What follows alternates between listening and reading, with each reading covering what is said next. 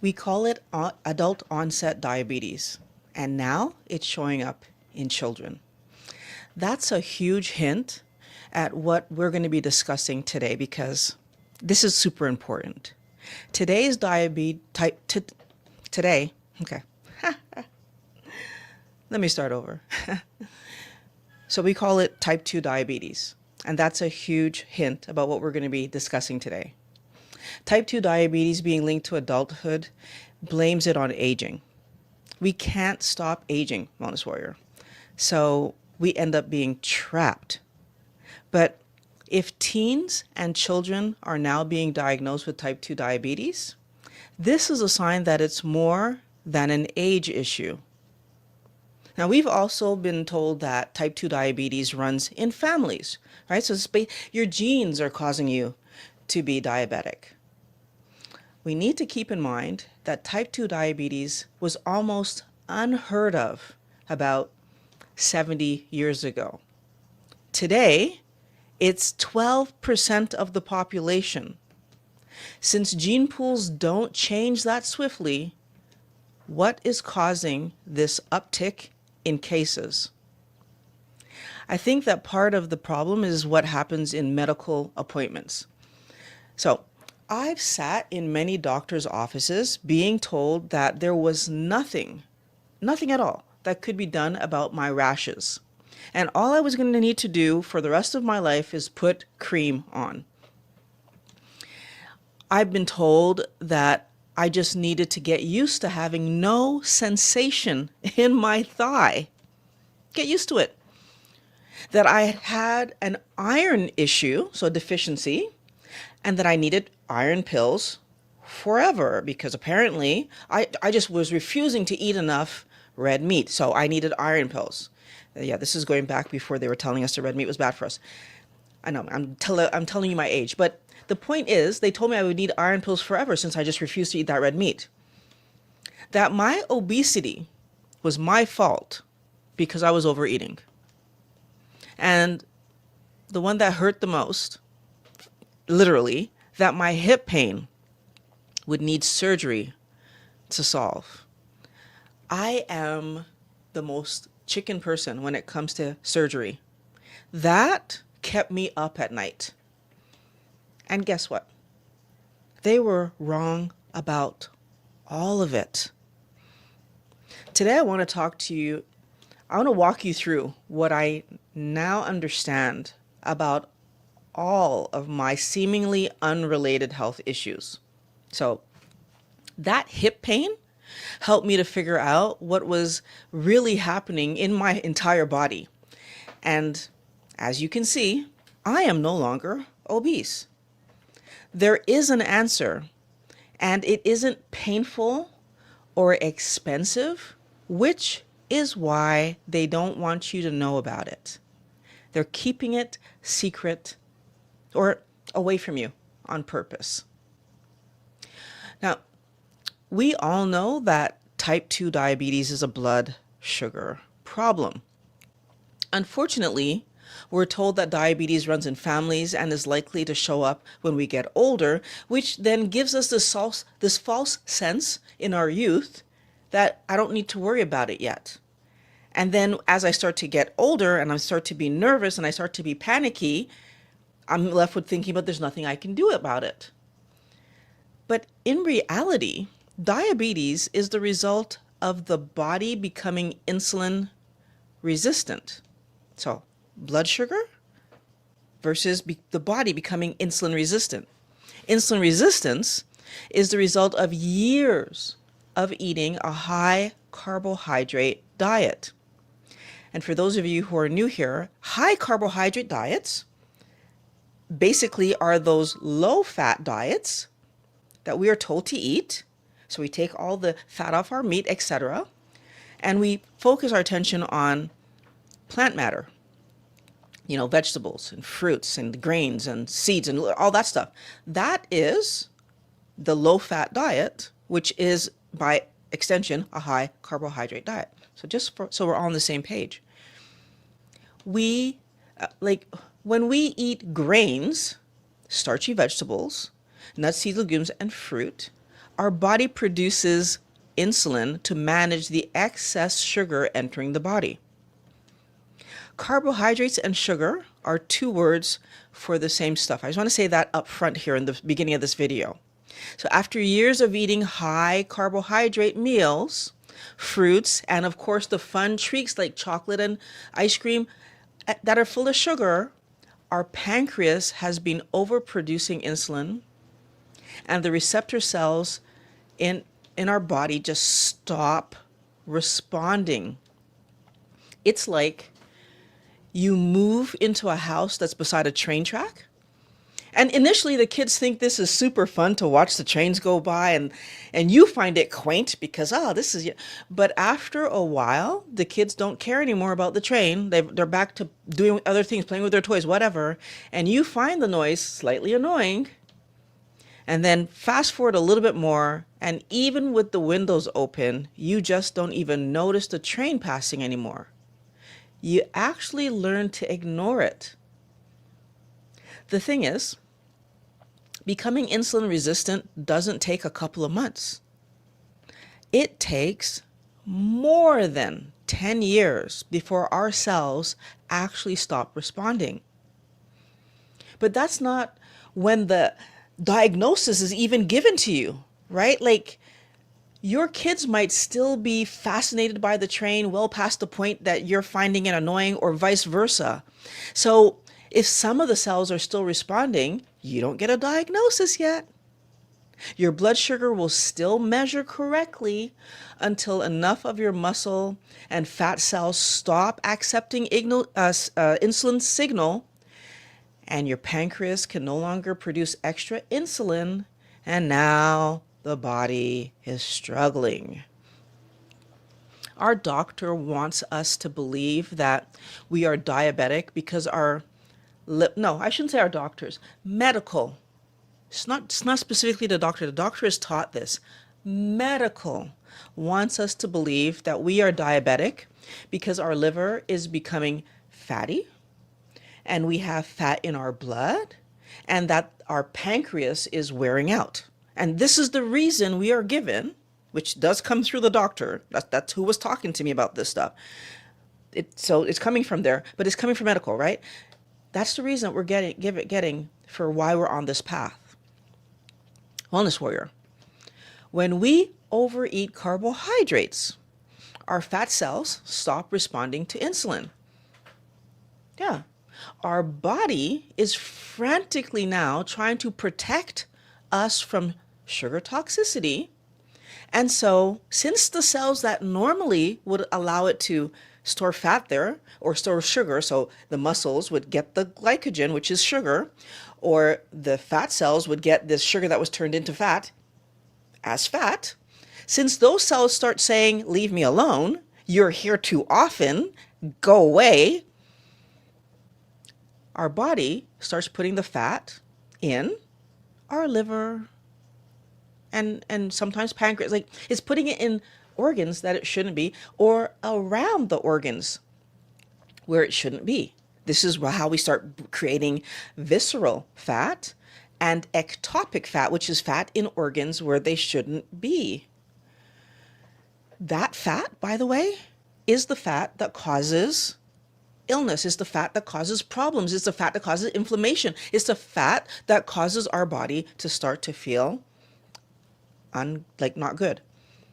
Now, the fat floating around in our blood, that's happening because our body is turning the toxic sugar that we are eating into fat so that we have a chance to correct the problem. And what I mean when I say that is, if my body can put the sugar into fat and store it somewhere that's not harming me, and fat sitting on my body and not doing anything active doesn't harm me, it gives me another day to walk around the planet to find real food. My body's expecting me to go out and get real food. My definition of real food: meat, fish, poultry, eggs, and salt. That's what my body's looking for me to bring in. Now, if you bring in low glycemic vegetables, we can slow down this process. but my body's looking for real food: meat, fish, poultry, eggs, and salt. Now, our pancreas is not keeping up with the insulin production. So I will agree with the doctors on this point that yes, this production, like it's not keeping up. There is a problem. I disagree that it's because my pancreas is exhausted by normal. What we are doing is bringing in what is not to our body, what it's looking for. Because our body was looking for meat, fish, poultry, eggs, and salt. We're bringing in fruits, vegetables, nuts, seeds, legumes, grains, all these things that come in with sugar, carbohydrates. And of course, my pancreas is working like crazy. So my pancreas is no longer keeping up with the 10 plus. And I'm saying 10 plus because most of us have been eating high carb since we were born. We get diagnosed maybe in our childhood, so like 11, 12, maybe in our teenhood, 20, 18, 19, maybe in adulthood. So like, again, the range now all of a sudden that we are seeing people being diagnosed with diabetes is spanning our entire existence. This doesn't make any sense, Wellness Warrior. And our pancreas has been pumping out extra insulin that entire time with every meal and snack that we eat. They're blaming diabetes on the outcome of the overeating sugar and like the outcomes of the overeating sugar. So extra fat floating around, insulin like not being able to keep up. They're blaming diabetes on that, even though those things are happening because of all the carbohydrates that we've been overeating. Is that making sense? I hope I'm saying this in a way that makes sense. And then they end up telling us that the answer is to do what? Eat a healthy, what?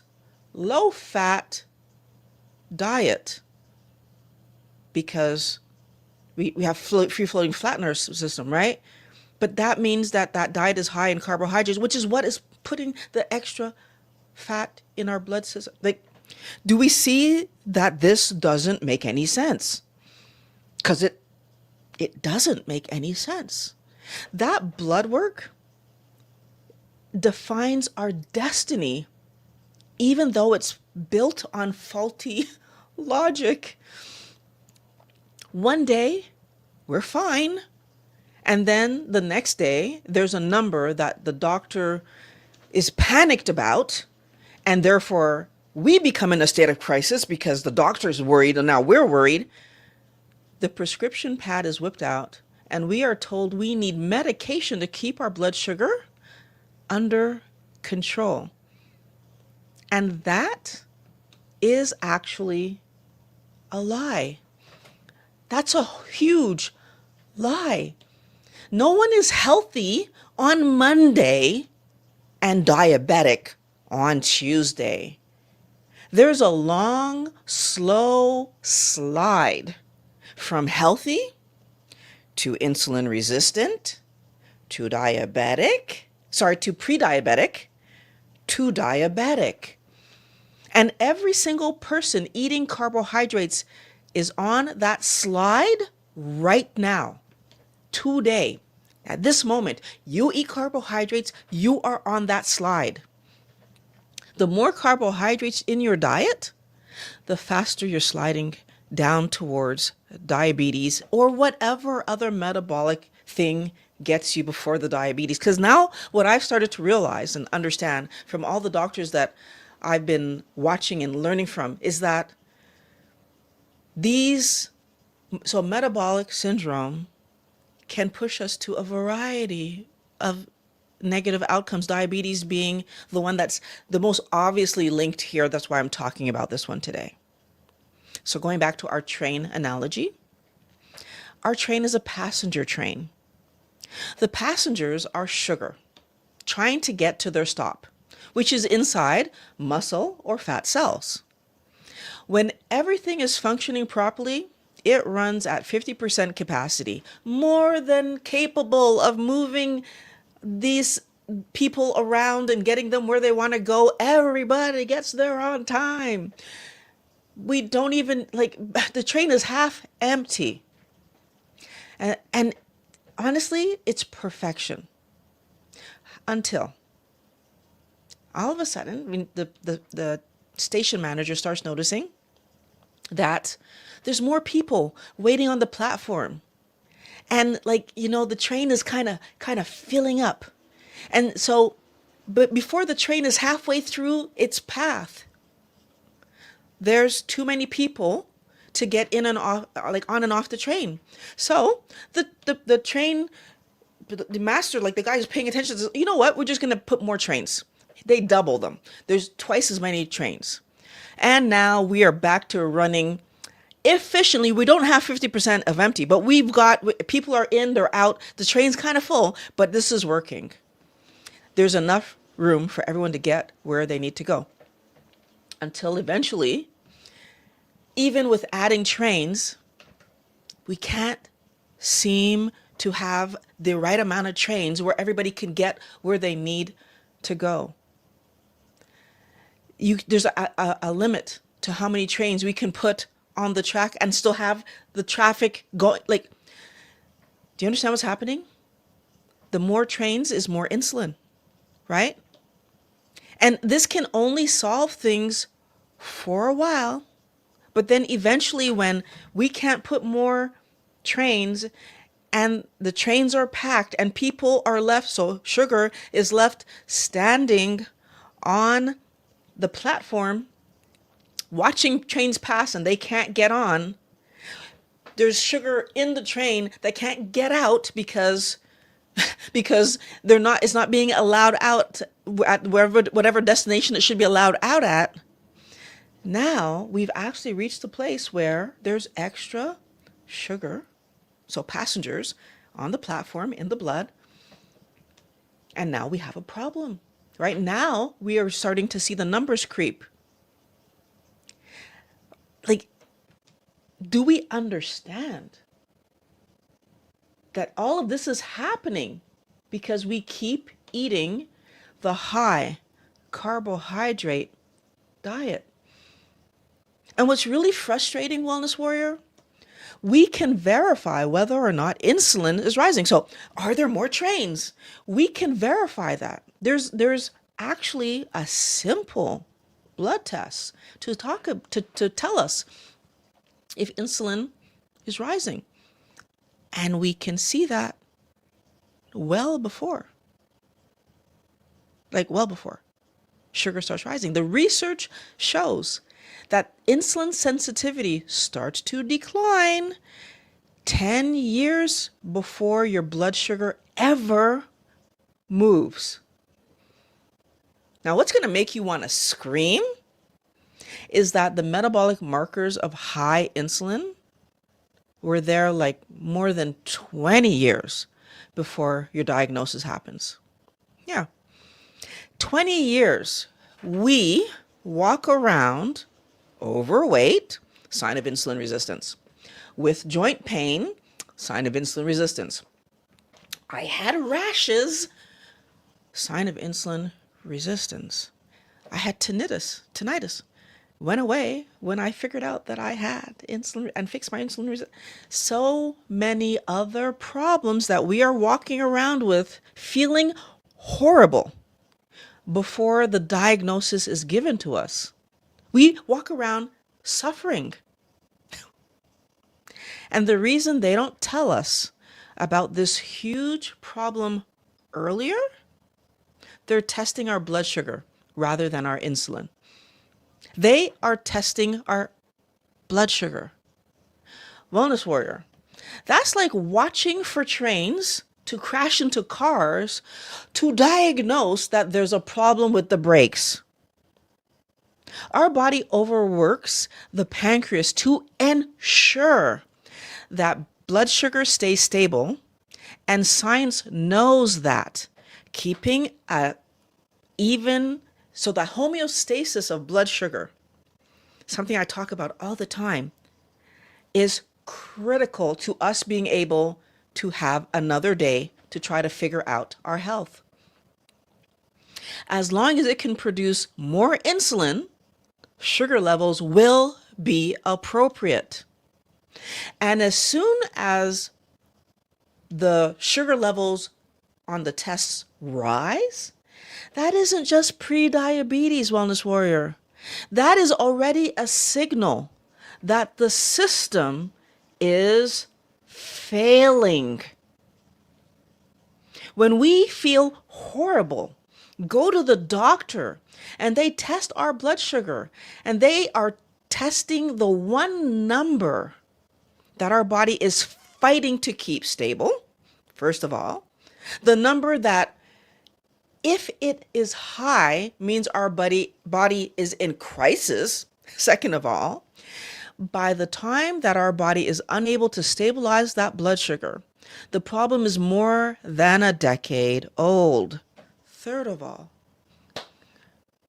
that means that there was actually like a 20-year window where we could have been adjusting what we ate and stabilizing our health.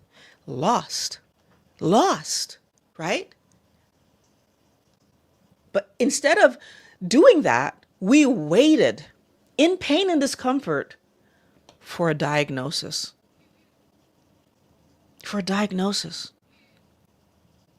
20 years to become diabetic is the secret to huge change. This is the slowest moving problem you will ever face. And the good news here, it's not the end. Medical let the true issue run unchecked for decades, rather than treating it and giving us a real opportunity to change. But here's what is going to make you happy with what I'm saying today, because I know this sounds frustrating and aggravating and like negative, but what should make you happy is that the thing driving insulin resistance and poor metabolic health isn't genetic. Now, there's a genetic component, so I'm not going to say it's completely zero genetic, like our expression. So the genetic component is, do I express diabetes, or do I express heart issues, or do I express asthma, or do I express rashes, or what's the thing that happens to you first? Eventually you can have all the things, which is the part that's so frustrating. But what's the thing that happens to you first? Yes, so that's the part that where genetics plays a role,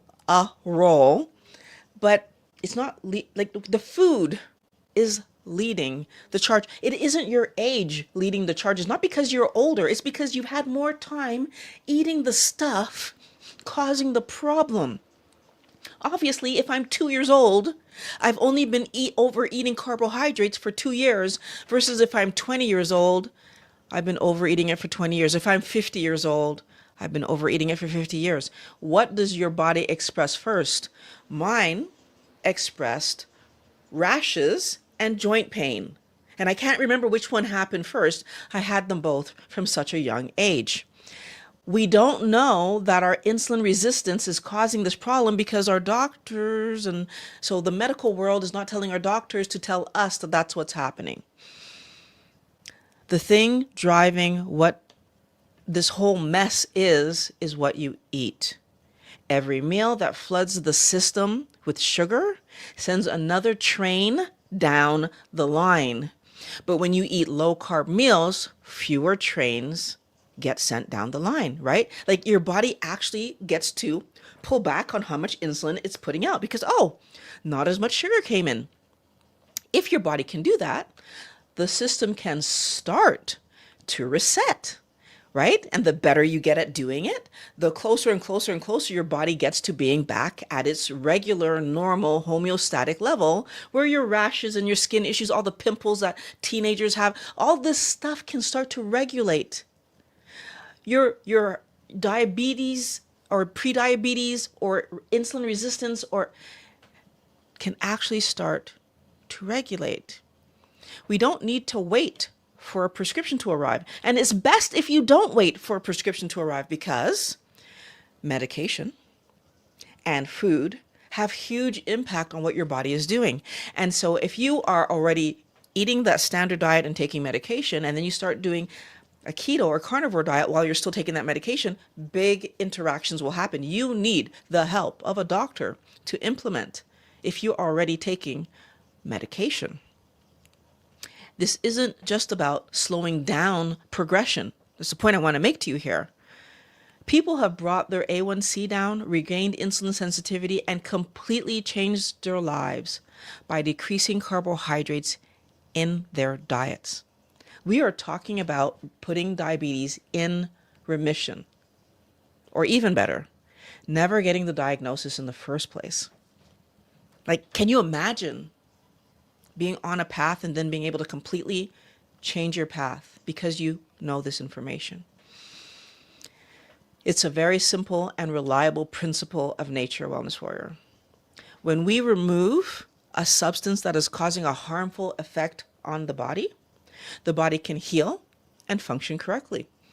Our pancreas is not overworked, and our cells resume responding to insulin as soon as we make changes like this, right? Versus leaving my pancreas to struggle.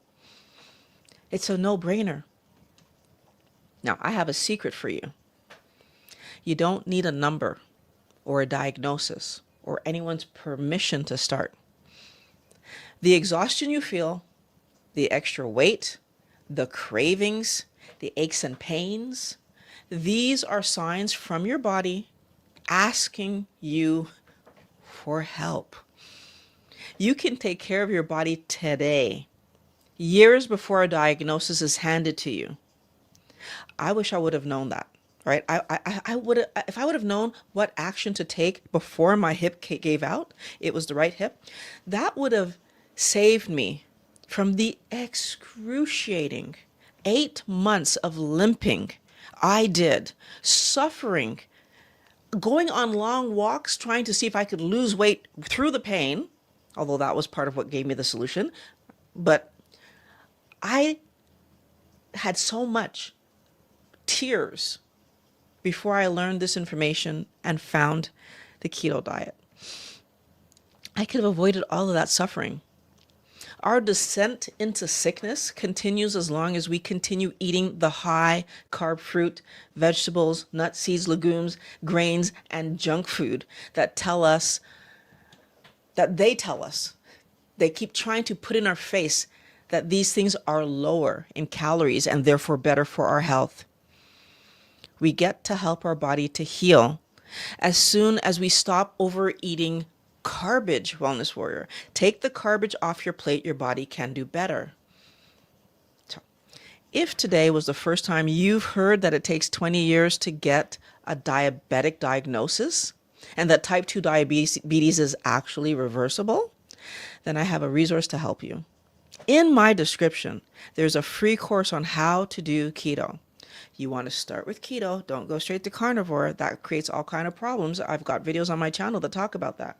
You want to go from standard diet to keto first. Your health is the most important thing you have, and the food you eat determines your health, both mental and physical. So please just go get the course. It's free. There's no reason for you not to grab it today and get started right away. Now, knowing what to eat is just the start. You need to eat on plan every day, Wellness Warrior. Like, that's without fail. You need to put your health first. You need to prioritize health over the taste of fun flavors that are raising your insulin and causing health problems. I give you the course for free because it's the basics you need before you can get the real work of overcoming your cravings, of being in control of what you eat, of noticing the compulsions and putting a stop to them. That's why I give you the course for free, because that's not the hard part. I see a lot of people selling how to do keto courses. That's not the hard part. The hard part is having the mindset to stick with it, to understand the tricks that they put in front of you. And again, some of them are in these videos. If you watch every video that I've ever made, back to back to back, you will understand what I'm talking about. But sometimes it's important to have someone look at what's happening in your actual life and help you to make the links. So if you've ever tried to stop eating junk food before and didn't make it past a few months, it's partially because we've become dependent on high carbohydrate foods for emotional stability and physiological calm. And I have a recent video that I put up about that. This is part of that, this is the part that nobody helps us with, right? No one actually talks to that point. And it's exactly why I do. I created the Wellness Squad to be able to sit with you and talk you through the individual things that's happening with you that are causing you to struggle. And you're going to see when you join that there's other ladies in there too who are working through the same things, right? Because these are real things. You aren't just eating off plan because you like chocolate, which is what I used to tell myself. Oh, I just love chocolate, so I'm going to eat chocolate. And then I would eat it and feel stupid. I would feel horrible. I would know I just added more weight to my body. I would beat myself up. This is not something I'm doing because I just love chocolate. It's something I was doing because I had a compulsion that I could not control. So in the squad, we train our minds to eat for health rather than eating for entertainment. And because we're working together and being supported by each other, because when I'm not available, there's other people for you to call and talk to, right? Because we are working together.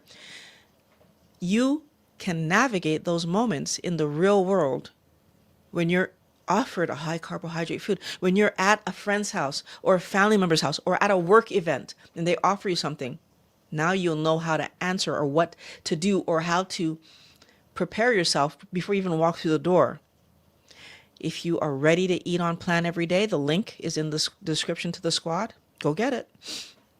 Now, something else to think about. Today we talked about the standard blood tests and how they can hide the problem for 20 plus years.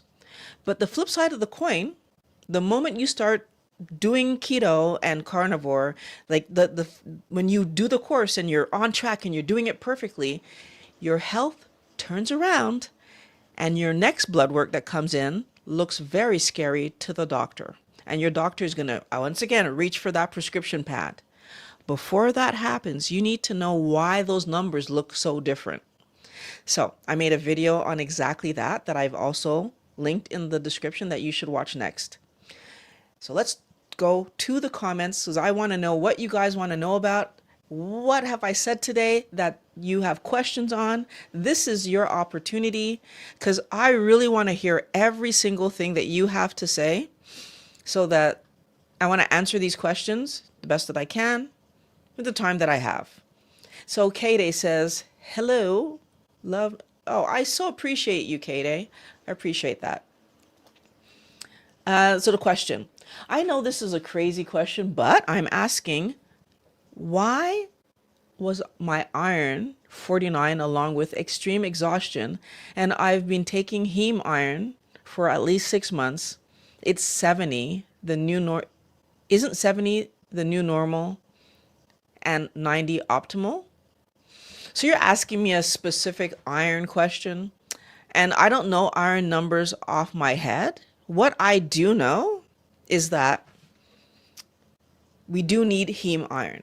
However, and this is something that I recently learned because I've been watching Dr. Brownstein trying to understand iodine, and I'm going to be making a video about that soon. But what I learned from watching him, he went and found some supplements. He was specifically talking about iodine, so I'm going to point this out. But here's the problem. It's like, unless you're taking medical grade heme iron, we don't know that it's heme iron. And I believe, so now I need to figure out which one is because I can never remember. I don't take, so I was diagnosed iron deficient, and I stopped taking it because it turned out that I have thalassemia. Thank goodness I did stop taking it because the doctors told me that if I had kept taking it, I would have been in trouble. So heme iron is found in animal. Okay, so perfect. So you're taking the right one. So what I will say is that what Dr. Brownstein helped me to understand was that even a supplement that is telling you it's heme iron might not be only heme iron. The way that he figured that out is that he had a supplement that was iodine and iodide, and you need both in the supplement for your body to function correctly. So anybody that's taking just iodine or iodide, one of them is cheaper. So I think it's iodide that's cheaper. So if you're taking just iodide, but whatever, if it only has one of them in it, it's because the other one is expensive. Our body actually needs both to function correctly. So he was given a supplement. He started to tell people, this is a great cheaper version.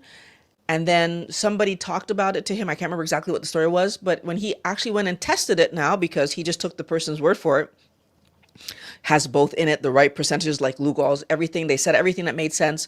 And then when he actually tested it, it did not have any of the expensive version in it. It was only 100%. And he called the person, so the owner of the company, and he was talking to them.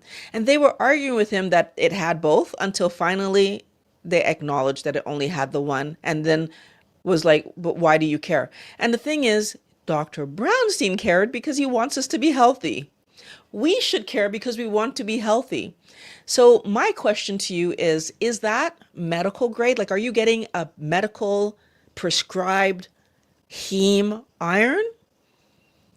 Because that should have the amount of heme iron in it that it's saying it has. Now, it might not. It might still have non-heme iron, and they're expecting your body to convert it.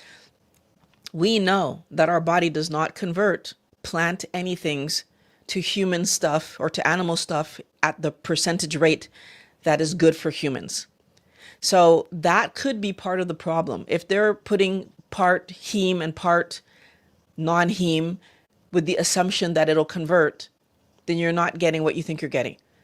My second thing, though, I would say to you is that because you actually, if you can actually eat meat, fish, poultry, and eggs, and you're low in iron, eat more meat, fish, poultry, and eggs. You will likely not have the issue that I have unless you also have thalassemia. If you have thalassemia, then you're not iron deficient. So for me to clarify that, the reason that my iron doesn't show up when they test for iron, apparently, is because I still have a lot of baby cells baby iron cells, the fetal cells that hold iron tremendously well. What that means is when they try to test for iron, they just can't get to it, but it's there. So kind of the same way Dr. Brownstein was talking about how you can test for bromide toxicity, but you can't really test easily for fluoride toxicity. Like, you'd actually have to do a bone test, like you'd have to take a sample. Like, they apparently just can't see that the iron is there. It's just being held real tight. This is how that was explained to me. I could be butchering it because, again, not a doctor. I'm just telling you what I've learned over the years. But what I have learned over the years from my original doctors was if I would just eat more meat, then my iron deficiency would go away. So my now piece of information for you is if you are actively eating the right amount of meat, what's the right amount of meat? Dr. Lehman helped me to understand that the right amount of meat is, for a woman, about a pound, for every pound of body weight, lean body weight, you should be eating 1 gram of protein, which is not a gram of meat. So you have to do the calculation on a gram of meat, on how much meat you're eating to see how much protein is in it. And it should be pound for pound, at least 1. And then if you work out at all, you need 1.5. Most women do not get anywhere near to that. I only started getting that after I learned that information from him, verified I was well under, and started to eat more meat. And this actually did kind of support what I had learned when I went on holiday. Because when we went on holiday, they only had lean meat available. So every morning to get my fat intake, I needed to have breakfast, which I was not used to doing. I hadn't done it in years. And so I was having bacon and eggs for breakfast every day during the vacation. And I came back lighter, not heavier. So I ate more on vacations. I ate bacon and eggs and sausage and anything fatty that they had. Sometimes they had actual chicken, like that was fatty, and I would take that. Or like, so I took everything fatty that I could in the morning. Sometimes they had fish. I took that. But then and then in the evening I would have like whatever protein they had that was never fatty, but whatever, I ate that for supper. So having eaten more came back with weight loss. And no, I wasn't doing a lot in the sun because I don't like the sun. So I was like really keeping it to in the air conditioned room during the day or in the pool. And I wasn't swimming. I was just sitting in the pool to stay cool, but be outside. So all that to say that I found it really interesting that my weight didn't rise and that, right? So we undereat meat is my point. So I would try that first. I hope that answers your question. But if you have more to that question, you can give me another question. So yes, one of the things that the health professionals said 2 weeks ago, among other things that were inaccurate, diabetes is irreversible. Once you have it, you have. Okay, so obviously we happen to know that that's not reality. I don't know. I don't know if you ever mentioned, do you actually have diabetes as well? Is that part of your situation? I really would love for you to join the community, Sing It, so we can have more chats. And maybe I can help you to figure some of this stuff out. I've been reading a lot of things lately. So, by the way, blood tests slightly better than 2026. So in 2026, in spite of the abuse I've inflicted on myself in my years of downward spiral grief over lipidemia, eating well protected us. Fortunate I am, onward and upward. Yeah,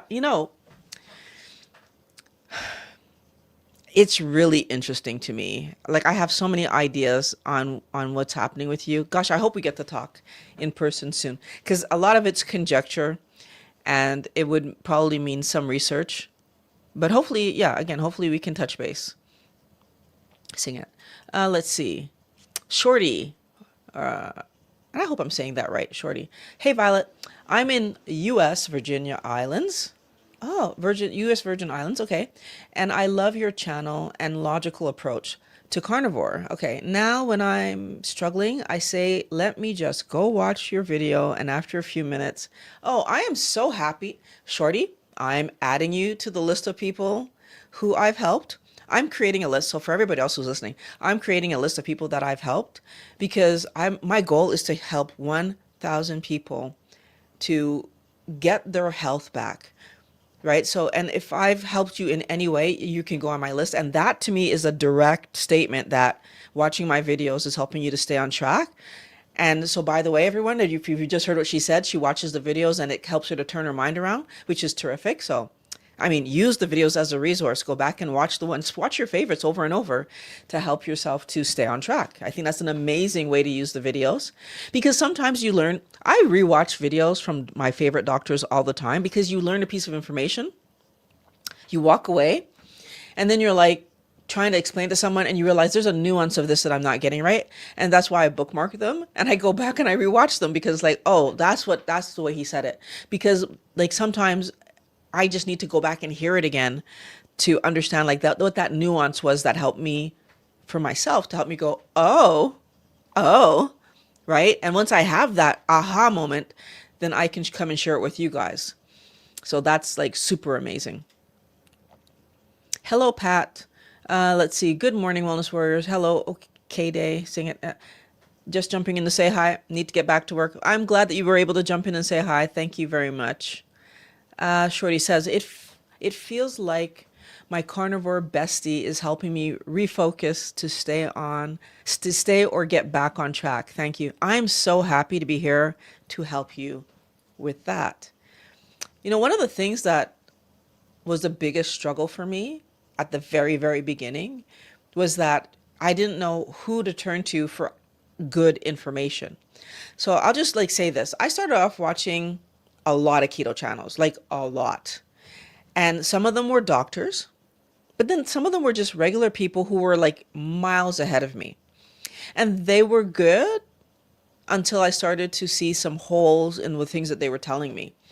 And the reason that I decided to do what I'm doing is because I want to make sure that people don't get pulled down the holes that I got pulled down. And here's the thing. So depending on the reason you decide to make your channel, and then the ultimate goals you have for yourself, will determine whether or not you prioritize giving good information or whether or not you prioritize these other goals that you have for yourself. So there have been some channels that I was following that started off so amazing. Like so amazing. I was so happy to be watching them. But as we progressed, so as I progressed, and I'm watching their videos, and I'm seeing that they're getting more traction, and the sponsorships start coming in, like the whole focus of the channel started to switch and change. And like, it was no longer about helping us to stay healthy. It was basically commercials for these keto products that when I went and even looked at the ingredients and whatever, like they weren't keto friendly.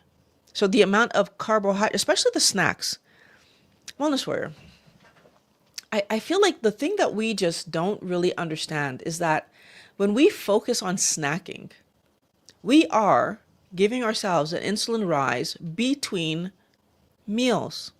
That insulin rise will have an impact on our health. Whether we want it to have an impact on our health or not, it will have an impact.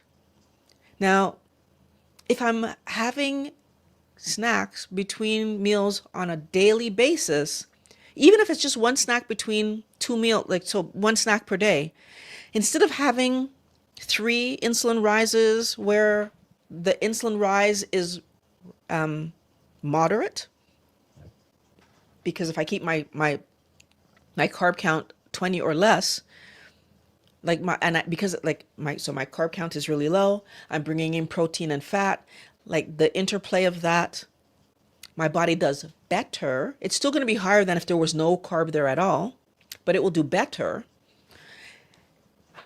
It does much better than if I come in with my carb count at all of it. So these keto snacks where the carb count is so large compared to the fat that's coming in, and some of them didn't have fat at all, which was like really frustrating to me. How is this a keto snack? And like I saw some gummies, for example, it was just carbohydrate, it was just low carbohydrate count, but like that's not keto friendly. So I feel like we need to understand what it is that we're trying to accomplish if we're going to be able to accomplish the goals that we're setting for ourselves that are related to health, like those long-term goals that we want to hit. We need to look at labeling and be able to see clearly, is this good for me? We need to understand that every ingredient on there is something that's going to enter my body and impact my body. So this isn't insignificant. It is hugely important for our health. Good point. Yes, my numbers would look scary to a doctor, but I know what it means when cholesterol looks out of control, but triglycerides are way under 150. So I'm super happy that you know that. And this is what I want everyone to know. And I really love Dr. Ekberg because he gives numbers. It's not many doctors. Actually, Dr. Ekberg is the only one that comes to mind that actually gives you numbers that like said, like, this is what we should be aiming at. And maybe Dr. Berg too. Dr. Berg gives numbers as well. So those two give actual numbers. Everybody else doesn't talk about numbers. I don't talk about numbers because, again, not a doctor. I don't want to give you a number that's wrong, right? And when I do talk about numbers, I'm talking about it from the perspective of this is what this doctor said.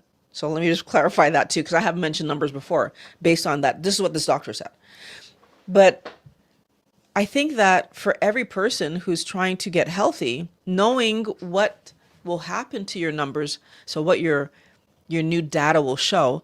But the other thing that is so important is that when the data shows a off number, but the person doesn't have the symptom that matches the off number, why the doctors focus so much on the off number, I don't understand.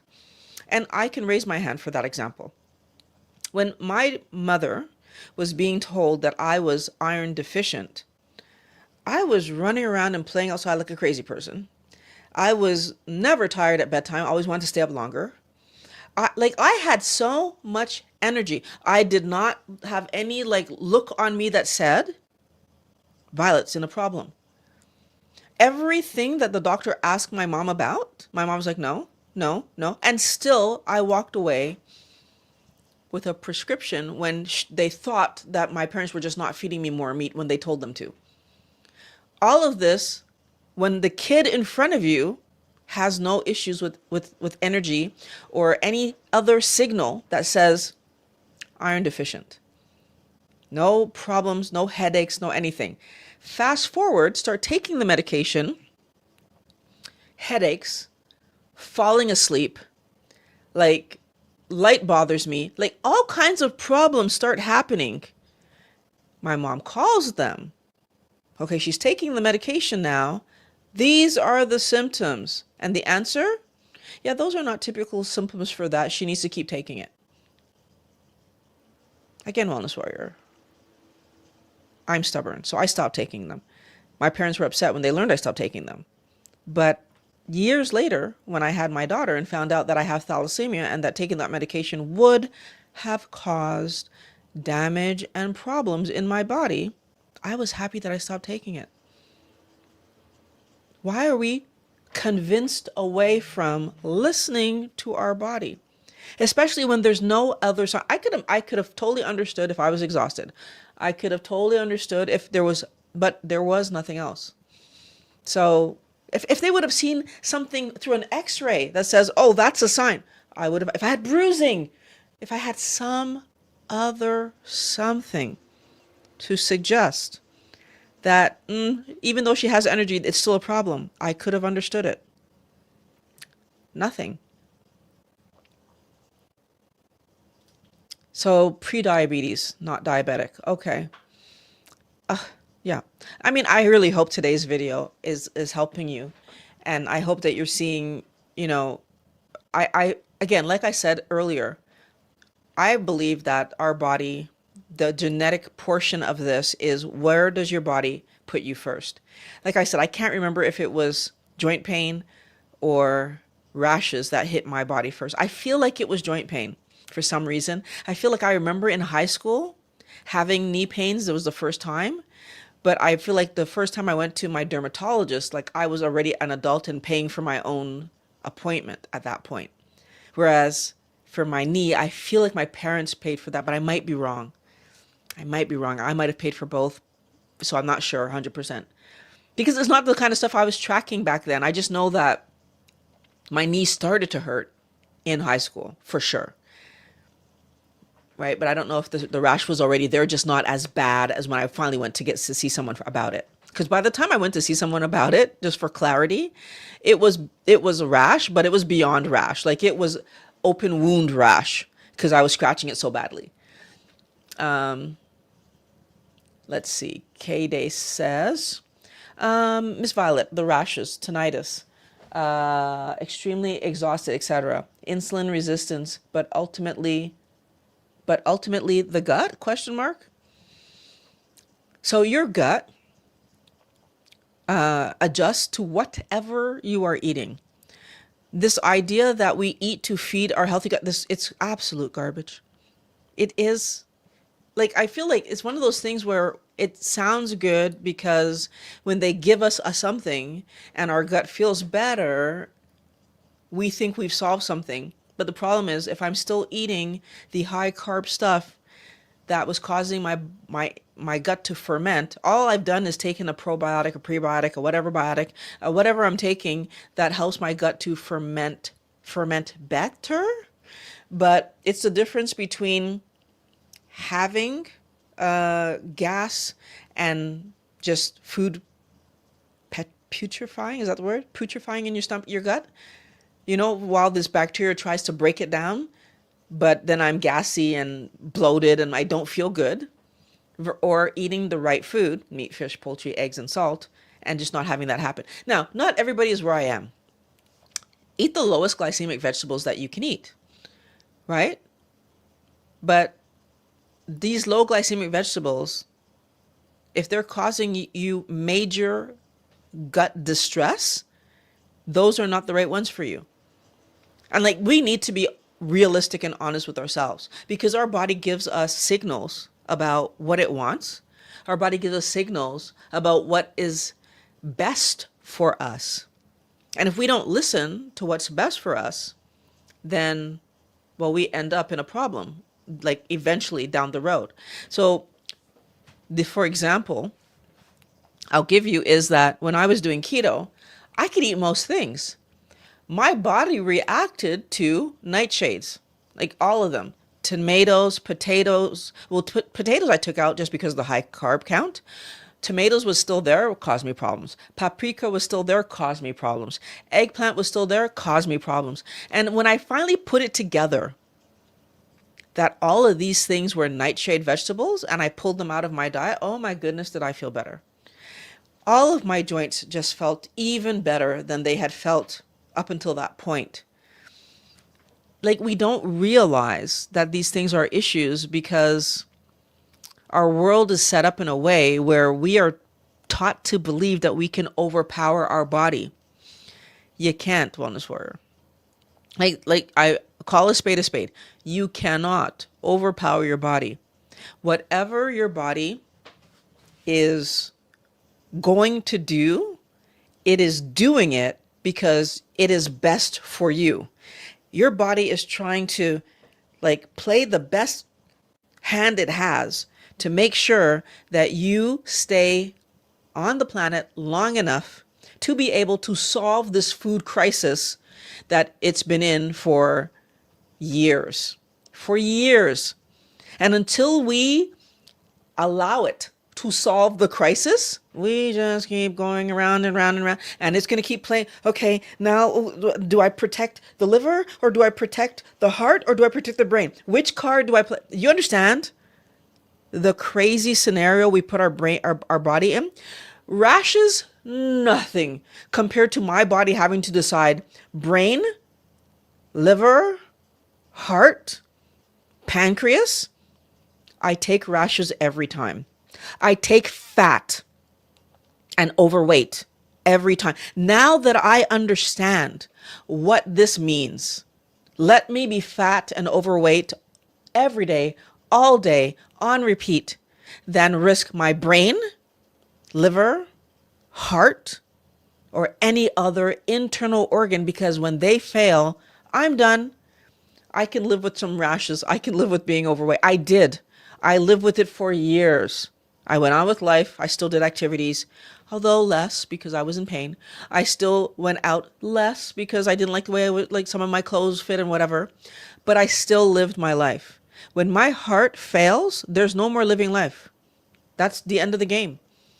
When your brain fails, there's no more living life. That's the end of the game. Do we understand what we are risking when we let them make us believe that this stuff is fun enough for us to stop doing the good behavior that we've been doing, especially this stuff, because it claims to be low carbohydrate.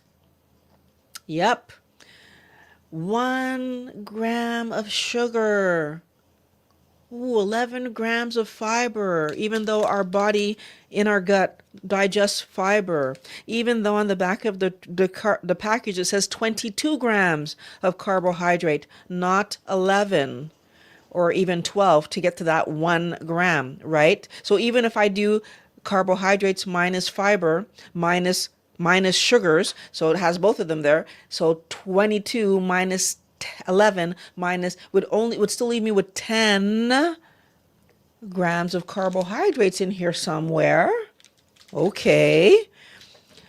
They want our money, right? This one, which is still saying 3 grams of sugar, this protein bar comes out to 18 total grams of carbohydrate versus this one that came in at 22 total grams of carbohydrate. And if I do the math, you're 18, we're taking away 5. So it's still 13 that is leaving floating around in there. If we try to play that math game, it doesn't work. That's why I'm not playing it. But I'm just pointing out to you that even the not made for keto people one has less total carbohydrate in it than the made for keto. So my point is, are they really trying to put us on a good path? See, this is the thing that gets me, Wellness Warrior, because Quest company started off because of their belief in good health and the keto carnivore movement and all that. So what happens when your goal shifts away from helping people and shifts towards a bigger bank account?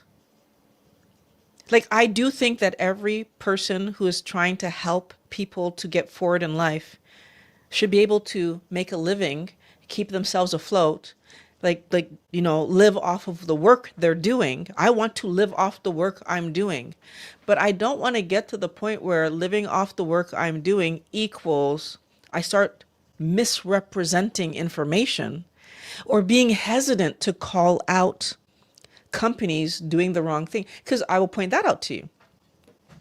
I've seen doctor channels discuss the Element story, discuss the Quest story and the issues that happened there with their products. I've seen them discuss these things, and yet the way that they discussed it was very middle of the road, not taking sides, not pushing the envelope. And so now it makes me hesitate.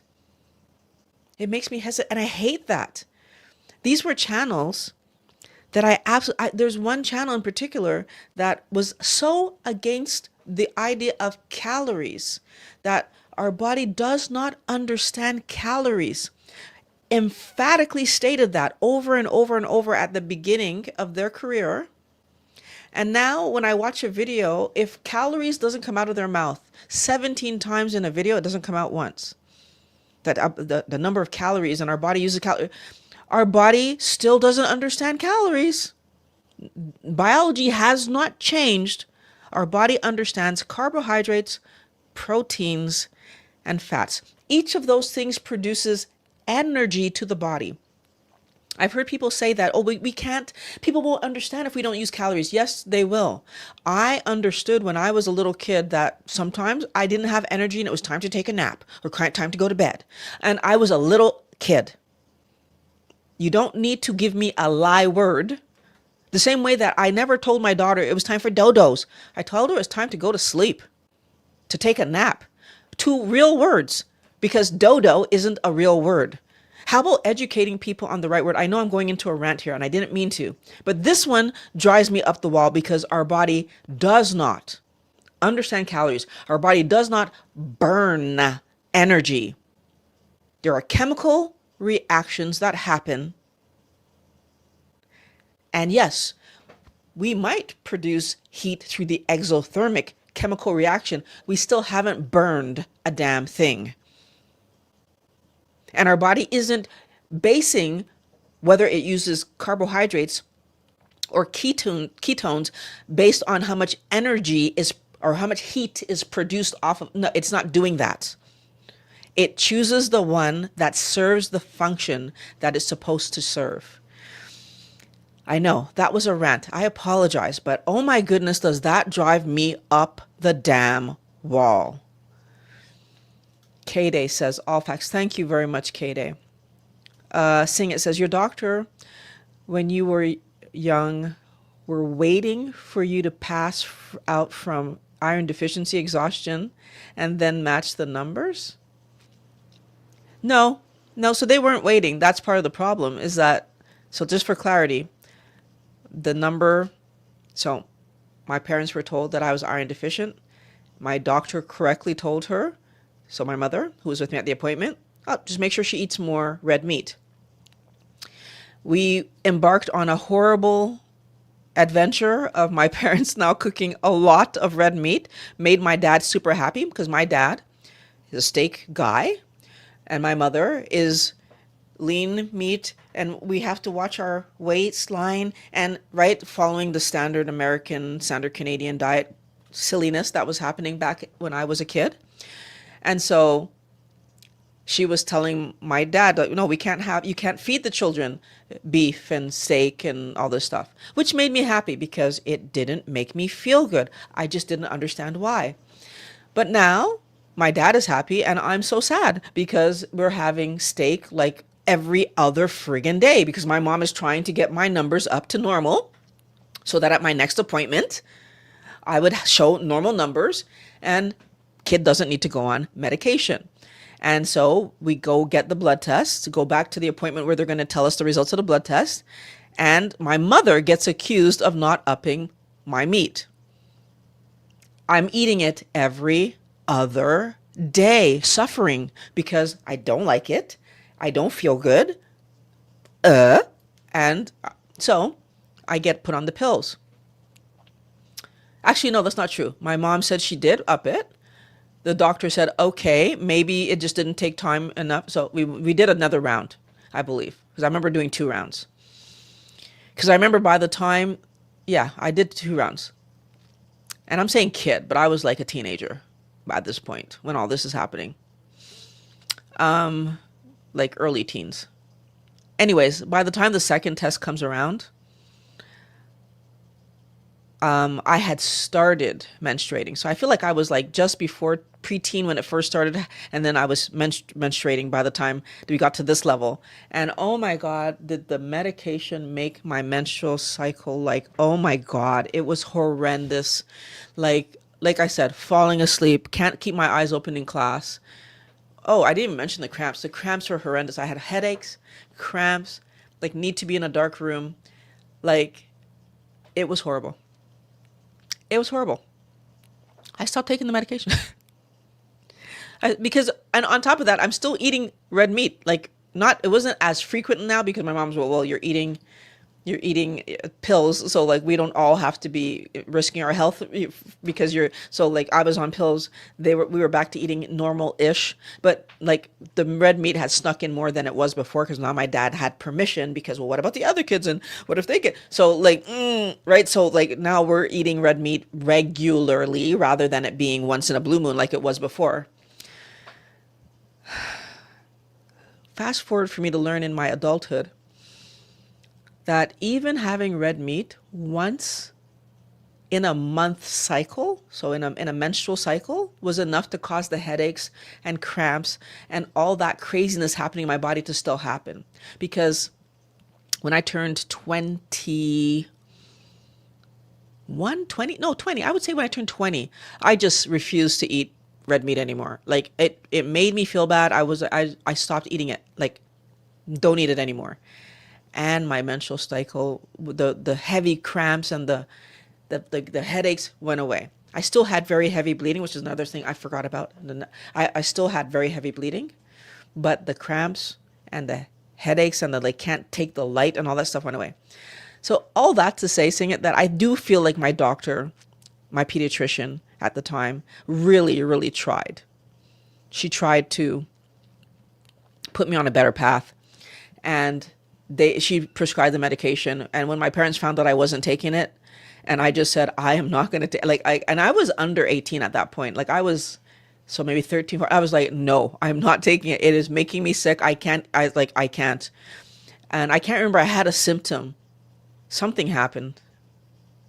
I had a symptom anyways that I remember that my mom was like, okay, yeah, this doesn't make any sense. And she finally agreed with me that, okay, if it's making you feel that bad and you seem fine before, like, but then we were like getting blood tests more regularly after that to see, like, just to make sure it didn't go ridiculously low. And it was stable. That was the other, like, uh, it was stable. Anyways, like it wasn't like like when we did the test even before my, like I ate more red meat. I didn't get better, but I didn't get worse. So like this is another part of the thing. Like it was just stable. I don't know.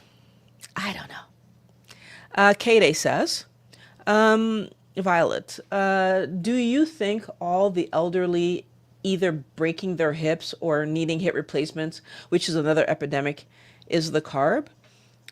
So you do?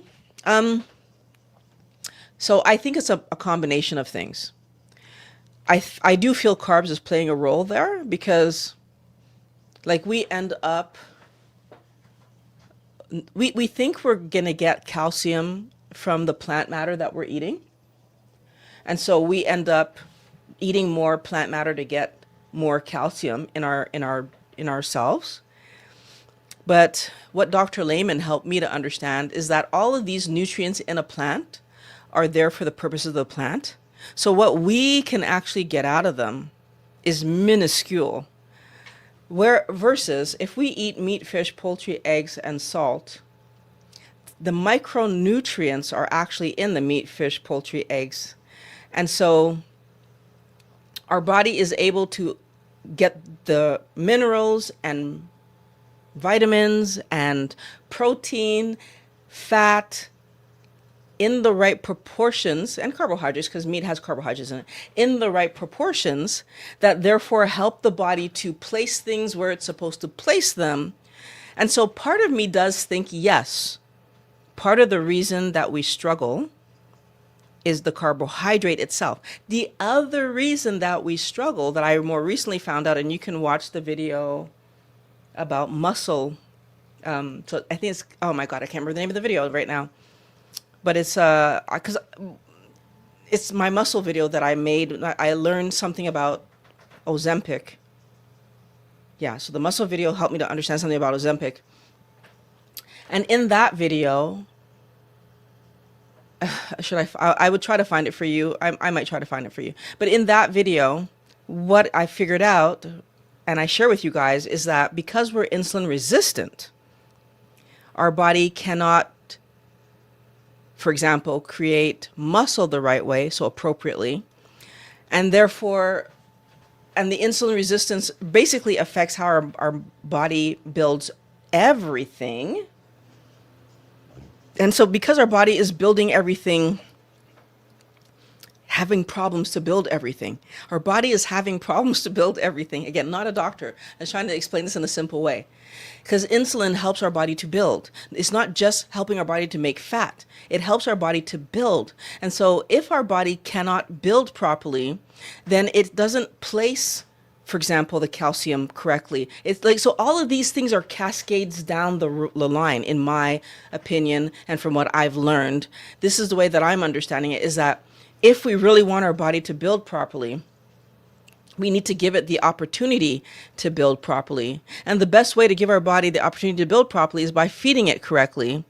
And so, the video I'm thinking about is the healthy diet lie that's making you weaker after 40. Ozempic just exposed it. That's the title I'm talking about.